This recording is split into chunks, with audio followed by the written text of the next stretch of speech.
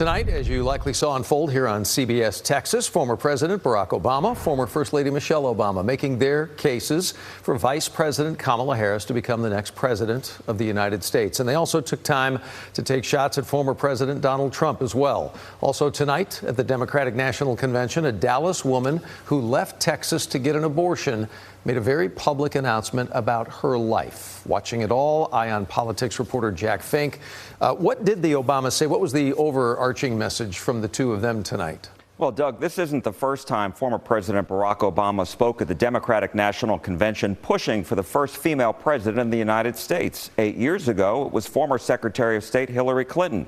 Tonight, Vice President Kamala Harris. America's ready for a new chapter. America's ready for a better story. We are ready for a President, Kamala Harris. And Kamala Harris is ready for the job. This is a person who has spent her life fighting on behalf of people who need a voice and a champion.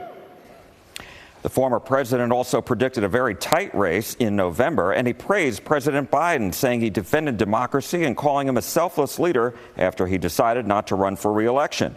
Earlier this evening, Vice President Harris appeared briefly live from Milwaukee after ceremonial roll call votes from every state, confirming her as the Democratic nominee for president.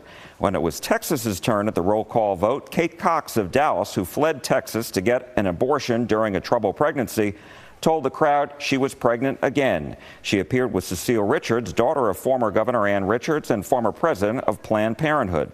Former First Lady Michelle Obama praised the vice president, and she blasted former President Trump and mocked a comment he'd first made during the debate with President Biden. See, his limited, narrow view of the world made him feel threatened by the existence of two hard-working, highly educated, successful people who happen to be black. Who's going to tell him that the job he's currently seeking might just be one of those black jobs?